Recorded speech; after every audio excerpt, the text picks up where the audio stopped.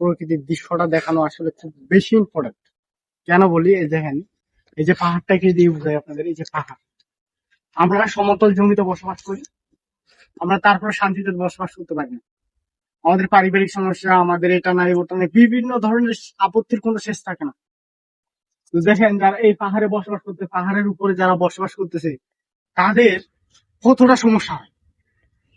এরা ওখান থেকে নিচ পর্যন্ত আসে শুধু বাজারের জন্য, একবেলা ভাত খাবে সেই জোগান দেওয়ার জন্য তারা নিচে আসে, এবং কি আবার নিচ থেকে উপরে উঠে। এখন এই পাহাড়ের রিস্কটা কি?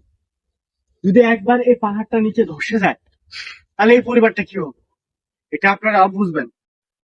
তাহলে দেখেন এদের জীবনে কতটা রিস্ক। আর আমি আগের যে ভিডিওগুলো করে আসি সেগুলো যদি দেখেন, আপনারা বিশ্বাস করতে পারবেন না।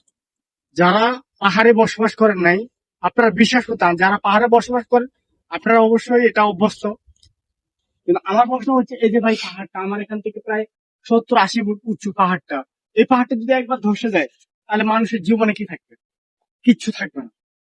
সো আমি বলবো ভাই, আপনারা সমতল জমিতে বসবাস করার পরও মানুষের প্রতি মানুষের কখনো হিংসা বিধাত করুন।